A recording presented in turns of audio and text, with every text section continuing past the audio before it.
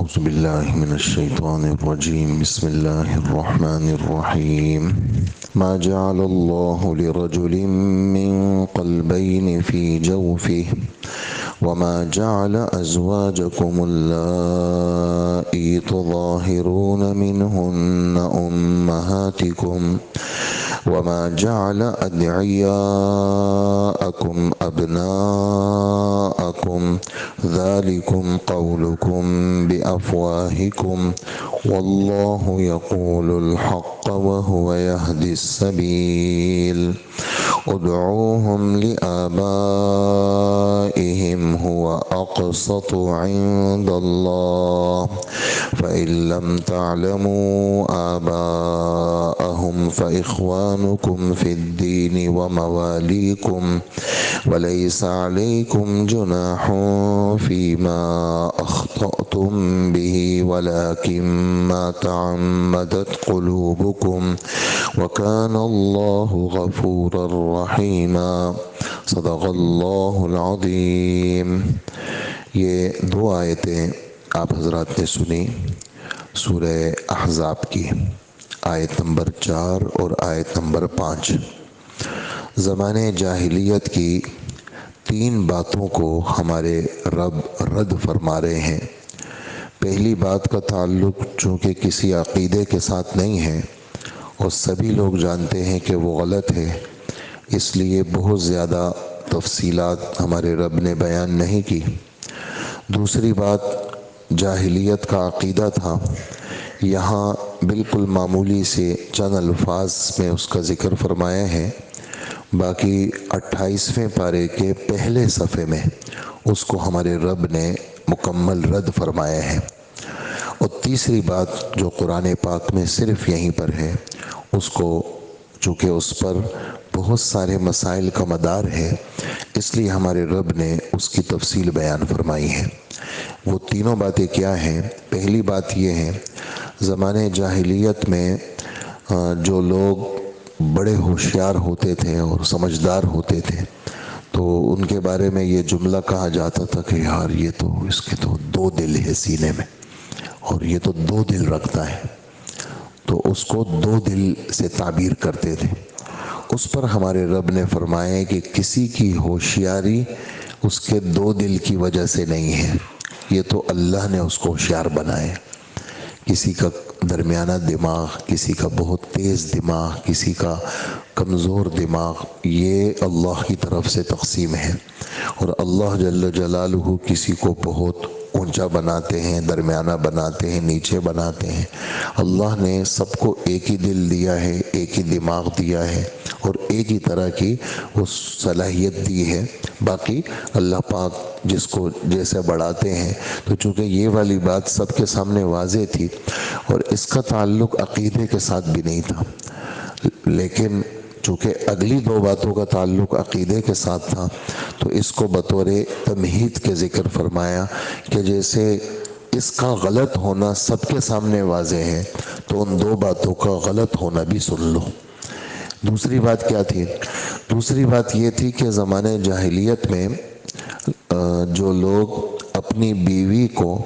اپنی ماں کے کسی عضو کے ساتھ تشبیہ دیتے کہ تو میرے لیے ایسی ہے جیسے میری ماں کی پیٹھ یا میری ماں کا پیٹ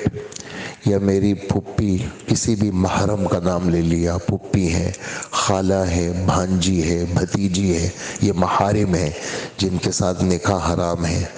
ان کے کسی اعضاء کے ساتھ اپنی بیوی کو تشبیہ دینا، اس کو شریعت میں زہار کہتے ہیں۔ وا ہا الف ظہر پیٹھ کو کہتے ہیں،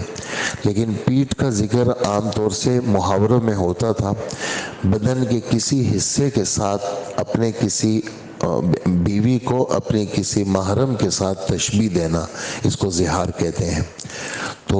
عربوں کے ہاں ایسا ہوتا تھا زمانے جاہلیت میں کہ اگر اپنی بیوی کو اپنی ماں کے پیٹھ کے ساتھ تشبیہ دیتے تو وہ بیوی ہمیشہ کے لیے حرام ہو جاتی، یہ ان کا عقیدہ تھا۔ تو اسلام کے اندر مدینہ منورہ میں ایک صحابی نے اس طرح کر لیا، تو وہ خاتون اللہ کے رسول کے پاس آئی اور کہنے لگی اللہ کے رسول میرے تو چھوٹے چھوٹے بچے ہیں اور میرے شوہر نے یہ حرکت کر لی، میں کہاں جاؤں گی، اور میں تو برباد ہو گئی۔ اس لیے کہ زمانے جاہلیت میں ہمیشہ کے لیے عورت حرام ہو جاتی تھی۔ ہمارے نبی نے فرمایا کہ میں کیا کروں، یہ تو طلاق ہو گئی ہے۔ تو وہ کہنے لگی کہ میرے شوہر نے طلاق کا لفظ تو نہیں کہا، یہ جملہ کہا ہے۔ اور تو وہ آواز ذرا انداز ایسا ہو گیا جیسے جھگڑے کا، حالانکہ وہ جھگڑا نہیں کر رہی تھی۔ اور حضرت عائشہ فرماتی ہیں کہ اس کمرے میں موجود تھی جب وہ عورت باتیں کر رہی تھی کہ یہ کیا باتیں کر رہی ہے، لیکن مجھے سمجھ میں نہیں آ رہا تھا کہ یہ عورت حضور سے مسئلہ کیا پوچھ رہی تھی۔ اور اللہ جل جلالہ نے 28ویں پارے کی پہلی آیت نازل فرمائی اور اس میں فرمایا قد سمع اللہ قول التی تجادلک فی زوجہا، کہ یقینی بات ہے، پکی بات ہے، اللہ نے اس عورت کی بات سن لی جو اپنے شوہر کے بارے میں یہ باتیں پوچھ رہی تھی اور اللہ سے واویلا کر رہی تھی، شکایت کر رہی تھی کہ یا اللہ میرا مسئلہ حل فرما دے۔ تو پھر شریعت نے اس کا حکم نازل کیا اور اس میں شریعت نے فرمایا کہ بات تو جھوٹی ہے، کوئی اس طرح کی تشبیہ سے سگی ماں نہیں بنتی، بیوی حرام نہیں ہوتی، اور شریعت نے اس کی سزائیں مقرر کر لی جس کا ذکر 28ویں پارے میں ہے۔ 2 مہینے روزوں کا ذکر آیا کہ بھئی ایک غلام آزاد کر لو، یہ نہیں کر سکتے ہو تو 2 مہینے روزے رکھ لو، نہیں کر سکتے ہو تو 60 مسکینوں کو 2 وقت کا کھانا کھلا دو، اور پھر یہ بیوی تمہارے لیے کیا ہوگی، وہ حلال ہوگی۔ یہ والی ساری باتیں یہ 28ویں پارے کے پہلے صفحے پر ہیں۔ تیسری بات جس کا ذکر پورے قرآن میں صرف یہاں پر ہے اور احادیث میں اس کی وضاحت ہے کہ کسی کا بیٹا گود لے لینا، اور اپنا جس کو ہمارے اردو کے اندر پرانی اردو میں لے پالک کہتے ہیں، اور عام ہماری اس وقت کی زبانوں میں اس کو منہ بولا بیٹا کہتے ہیں، اور عربی کے اندر اس کو متبنہ کہتے ہیں۔ پرانی اردو میں اس کو لے پالک کہتے ہیں اور ہماری اس وقت کی زبان میں اس کو منہ بولا بیٹا کہتے ہیں، اور عربی کے اندر اس کو متبنہ کہتے ہیں۔ تو کسی کا بیٹا، باپ اس کا کوئی اور ہے، ماں اس کی کوئی اور ہے، تو تم اپنی طرف اس کی نسبت مت کرو، تم اس کو اپنا بیٹا مت بناؤ، نہ کاغذات میں بناؤ، نہ شناختی کارڈ میں بناؤ، نہ کسی اور چیز کے اندر تم اس کو، نہ نکاح نامے کے اندر بناؤ، نہ عام عرف کے اندر اس کے ساتھ بیٹوں جیسا معاملہ کرو۔ ہاں اگر تمہاری اس کو بالکل بچپن میں 2 سال سے کم عمر میں تم نے لیا ہے اور تمہاری بیوی کا دودھ تھا اور تمہاری بیوی نے اس کو دودھ پلایا تو وہ اس کی دودھ والی ماں ہو گئی۔ جب وہ اس کی دودھ والی ماں ہو گئی تو تم اس کے دودھ والے باپ ہو گئے، جس کو عربی میں رضاعی کہتے ہیں۔ رضاعی ماں، رضاعی باپ،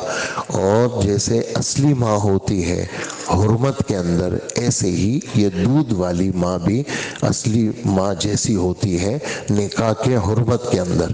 اور باپ بھی ایسے ہی ہوتا ہے۔ اسی طرح اس باپ کا جو بھائی ہے وہ اس کا چچا ہوگا، اور اس عورت کی جو بہنیں ہیں وہ اس کی خالہ ہوگی۔ لیکن اگر یہ صورت نہیں ہے، اس عورت کا دودھ نہیں ہے، کوئی اور سبیل نہیں ہے، مثال کے طور پر اس عورت کی بہن نے دودھ پلا دیا تو یہ اس کی خالہ ہو گئی، اب لے لو اس کو، لیکن بیٹا پھر بھی نہیں کہہ سکتے۔ تو اس طرح کے جو کیس ہوتے ہیں دنیا کے اندر، تو گود لے لینا کسی، چونکہ اس پر بڑے مسائل کا مدار ہے۔ ابھی تو یہ بچہ ہے 10 8 9 سال تک تو ٹھیک ہے، لیکن جب یہ بڑا ہو جائے گا تو پھر تو یہ اس کی غیر محرم ہے۔ یہ جو عورت ہے جس نے اس کو بچپن میں پالا ہے تو اس کی ماں نہیں بن جاتی، یہ تو غیر محرم ہے، تو یہ محرم میں کبھی شامل ہی نہیں ہو سکتی۔ اسی طرح اگر اس عورت کی اور بیٹیاں ہیں تو اس بچے کے لیے وہ بھی غیر محرم ہیں۔ اسی طرح اگر اس عورت کی بہنیں ہیں تو وہ اس بچے کے لیے غیر محرم ہیں۔ اس زمانے کا دستور یہ تھا زمانے جاہلیت میں کہ ایسا منہ بولا بیٹا، ایسا منہ بولا بیٹا، وہ سگے بیٹے جیسے اس کے ساتھ معاملہ ہوتا تھا۔ ایسا منہ بولا بیٹا، اس کے یعنی اس کی جو بیوی ہوتی تھی وہ بہو ہوتی تھی، اس کے جو بچے ہوتے تھے وہ پوتے ہوتے تھے، اس کے جو بچے ہوتے تھے وہ پوتے ہوتے تھے۔ تو شریعت نے اس کو کیا کر لیا، اگر تم نے اس کو بیٹا بنایا ہے تو فرمایا اس کے اصلی باپ کی طرف نسبت کرنا۔ تمہارے لیے اس کو مفتی شفیع صاحب مسئلہ لکھتے ہیں کہ کسی اور کے بیٹے کو تم نے اگر بیٹا بنایا ہے تو اس کو بیٹا کہنا بھی ٹھیک نہیں ہے، جائز ہو جائے گا شفقت کی وجہ سے، لیکن بیٹا بنا کر کے اس کو بیٹا کہنا، فرمائے چونکہ ہمارے رب نے صراحت کے ساتھ کہا ہے کہ اپنے باپ کی طرف اس کی نسبت کرو، اور اپنے اصلی باپ کا نام دے کر کے کس کا بیٹا ہے یہ، کہا جی تو فلانے کا بیٹا ہے، کہا یوں کہا کرو، یہ مت کہا کرو کہ یہ میرا بیٹا ہے۔ اور چونکہ اس پر ہمارے نبی پر بڑے الزامات لگے، ایسا ہوا تھا ہمارے نبی نے حضرت زید کو یہ فرمایا کہ میرا بیٹا ہے، اور وہ محبت میں ہمارے نبی کے پاس رہے تھے،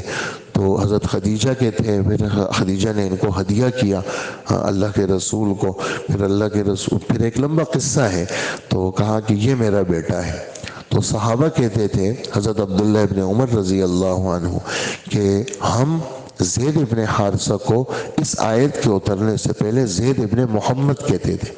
لیکن جب یہ آیت نازل ہوئی تو ہم منع ہو گئے، ہم نے ان کو زید ابن حارثہ کہنا شروع کیا۔ اور یہ زید ابن حارثہ، ان کی بیوی حضرت زینب تھی، شادی ہوئی تھی، یہ زینب حضور کی پھوپھی ذات تھی، اور ان کا آپس کے اندر معاملہ نبھ نہیں پایا، نباہ نہیں ہو سکا، ان کی ہو گئی طلاق، اور یہ اللہ نے ایسی کروانی تھی کہ زینب کی شادی ہو گئی کس کے ساتھ، زید کے ساتھ، پھر اللہ پاک نے ان کے آپس میں تعلقات نہیں جڑوائے، طلاق ہو گئی، پھر اللہ پاک نے حکم دیا کہ زینب کے ساتھ ہم نے آپ کی شادی کی ہے، آسمانوں میں ہم نے زینب کو آپ کی بیوی بنایا۔ تو یہ ایک بہت بڑا فیصلہ تھا، اس لیے کہ زینب تو حضور کی بہو ہو گئی زمانے جاہلیت کے حساب سے، تو زینب اب حضور کی بیوی کیسے ہو سکتی ہے؟ تو بڑے اللہ کے رسول کو بدنام کرنے کی کافروں نے کوشش کی، اور مکہ والوں نے، مدینہ کے منافقین نے بہت گندی گندی باتیں ہمارے نبی کے متعلق کہنے کی کوشش کی، لیکن چونکہ صاف حکم ہے، 22ویں پارے کا پورا دوسرا صفحہ وہ اسی کے بارے میں ہے، تو صاف حکم ہے، اس لیے مسلمان کو اس سلسلے میں کوئی شک نہیں ہونا چاہیے، اور اللہ کے رسول سے ہمارے رب نے اس طرح کے بد رسم کو توڑوا دیا، اور ہمیشہ کے لیے یہ منہ بولا بیٹا اس سگے بیٹے کی فہرست سے ہمیشہ کے لیے نکل گیا۔ یہ تفصیل ہے اس تیسری بات کی، اللہ پاک ہم سب کو عمل کی توفیق عطا فرمائے۔ تو ارشاد فرماتے ہیں ہمارے رب کہ ما جعل اللہ لرجل من قلبین فی جوفہ، اللہ نے کسی بھی شخص کے سینے میں دو دل پیدا نہیں کیا، اور تم اپنی جن بیویوں کی ماں کی پشت کے ساتھ تشبیہ دیتے ہو، اللہ نے ان کو تمہاری سگی ماں نہیں بنایا، یہ بیوی تم پر ہمیشہ کے لیے حرام نہیں ہوتی، تفصیل اس کی 28ویں پارے میں آئے گی، اور نہ تمہارے منہ بولے بیٹوں کو اللہ نے تمہارا سگا بیٹا نہیں بنایا۔ یہ تو باتیں ہی باتیں ہیں جو تم اپنے منہ سے کہہ دیتے ہو کہ بھی دو دل ہے جناب، اور یہ تو تمہاری ماں بن گئی، اور یہ تو تمہارا اصلی بیٹا بن گیا، یہ تو تمہاری منہ کی باتیں ہیں، حقیقت میں کچھ نہیں ہوتا۔ ہاں بہت سارے لوگ کہتے ہیں یہ میری بہن ہے، حالانکہ کچھ بھی نہیں ہوتا، اور بہت سارے لوگ کہتے ہیں یہ میری بیٹی ہے، اور اس کے ساتھ بیٹیوں جیسے معاملات ہوتے ہیں، سفر کرتے ہیں باقاعدہ، تو یہ حرام چیزیں ہیں ساری، کوئی کسی کے کہنے سے بہن نہیں بنتی، جو شریعت نے بنائے ہیں وہ شریعت کا حصہ۔ اسی طرح جتنے کزن ہیں، خالہ زاد، پھوپھی زاد، اور یہ ماموں زاد، یہ جتنے بھی سب حرام ہیں، ہاں ان کے ساتھ ایسے روابط رکھنا۔ اور آپ صلی اللہ علیہ وآلہ وسلم فرماتے ہیں لا یخلون رجل بامرأة الا وثالثهما شیطان، ہرگز، اللہ اکبر، ہرگز کوئی بھی اجنبی مرد کسی اجنبی عورت کے ساتھ اکیلے میں نہ رہے، اگر رہے گا تو تیسرا شیطان ہوگا۔ اگر رہے گا تو تیسرا شیطان ہوگا۔ اللہ کے رسول، ہماری جو بھابھی ہے یعنی بھائی کی بیوی ہماری، کیا ہم اپنے بھابھی کے ساتھ بھی ایسے بے تکلف نہیں ہو سکتے؟ آپ نے فرمایا وہ تو بہت زیادہ خطرے کی بات ہے، اس لیے کہ اجنبی عورت میں تو رکاوٹ ہوتی ہے، یہ تو ایک ہی گھر میں ایک ہی روابط تمہارے موجود ہیں، وہ تو زیادہ خطرناک ہے۔ اور دیور کا معاملہ تو موت سمجھو، دیور کا معاملہ تو، یہ اللہ کے رسول کے الفاظ ہیں، دیور کا معاملہ تو موت سمجھو، اس لیے وہاں تو رکاوٹ بھی نہیں ہے، گھر بھی ایک ہی ہے، تو تم دیور کے ساتھ ایسی بے تکلف یہ تو کسی صورت میں نہیں ہو سکتی۔ تو یہ فرمایا یہ تو تمہاری منہ کی باتیں ہیں، یہ تو تمہارا حقیقی بیٹا نہیں ہے، اور اللہ وہی بات کہتے ہیں جو سچ ہوتی ہے اور حق ہوتی ہے، وہی بات فرماتے ہیں، اور اللہ سیدھے راستے کی ہدایت اللہ دیتے ہیں۔ اور تم ان منہ بولے بیٹے کو اپنے باپ کے نام کے ساتھ پکارو، جو ان کے باپ ہے نا ان کے نام کے ساتھ پکارا کرو، یہی طریقہ اللہ کے نزدیک انصاف کا طریقہ ہے۔ اور اگر تمہیں ان کے باپ معلوم نہیں ہے، بھئی ہمیں تو راستے سے ملا تھا، بس ہمیں پڑا ہوا بچہ ملا، ہم نے اٹھا لیا، ہم نے اس کو پال لیا، تو اگر تمہیں اس کا باپ کا پتہ نہیں ہے کہ اس کا حقیقی باپ کون ہے، تو وہ تمہارے دینی بھائی ہے، اس کو بھائی کہو، پھر دینی بھائی کہو، دینی دوست کہو، یہ میرا دوست ہے، یہ میرا بھائی ہے، بیٹا مت کہو۔ اس لیے مفتی صاحب نے باقاعدہ وضاحت کے ساتھ لکھے، کہا اگرچہ شفقتاً کہنا جائز ہے، لیکن چونکہ اس میں بو آ رہی ہے اس چیز کی کہ تم اس کو سگا بیٹا سمجھتے ہو، تو کہا کہ اس بو کی وجہ سے کہنا مناسب نہیں ہے، اور تم سے جو غلطی ہو جائے تو کوئی گناہ نہیں ہے، لیکن اگر تم جان بوجھ کے ایسا کرو گے تو پھر گناہ ہے، اس کے لیے توبے کی ضرورت ہے۔ اس لیے حدیث مبارکہ میں ایک حدیث میں آپ کو پیش کروں، بات ختم کروں، کہ حضور صلی اللہ علیہ وآلہ وسلم ارشاد فرماتے ہیں کہ جس نے جان بوجھ کر کے ایسے یعنی منہ بولے بیٹے کو جان بوجھ کر کے اگر کہا کہ نہیں نہیں بس یہ میرا بیٹا ہی ہے، تو فرمایا وہ کافر ہو گیا۔ کیوں کافر ہو گیا؟ یہ فتویٰ ہے، باقاعدہ یہ فتویٰ لکھا گیا ہے، اس لیے کہ یہ جو آیت ہے اس کی بالکل مخالفت کر رہے ہیں۔ اللہ پاک فرما رہے ہیں اپنے اصلی باپ کی طرف نسبت کرو، تم کہہ رہے نہیں یہ تو میرا ہے، شناختی کارڈ بھی میرے اس پر، اور یہ سارے جو کاغذات ہیں سب میرے نام پہ، اور یہ میں اس کا اصلی باپ ہوں، اور اس کو حلال سمجھتا ہے۔ تو قرآن پاک کا وہ حکم جو صریح حرام ہے، اس حرام کو کوئی حلال سمجھے تو وہ آدمی کافر ہو جاتا ہے۔ جیسے اصلی شراب ہے، آدمی کہتا ہے یہ حلال ہے، میں تو اس کو مشروب سمجھتا ہوں، تو یہ آدمی گیا، مذہب سے نکل گیا، کافر ہو گیا وہ۔ تو جو صریح حکم کا ایسا یوں انکار کرے وہ اس کے کفر کے اندر کسی قسم کا کوئی شک نہیں ہے۔ ہاں اگر غلطی ہو گئی وَكَانَ اللَّهُ غَفُورًا رَحِيمًا، تم معافی مانگو گے اللہ جل جلالہ تمہیں معاف کر دیں گے۔ اللہ ہمیں عمل کی توفیق عطا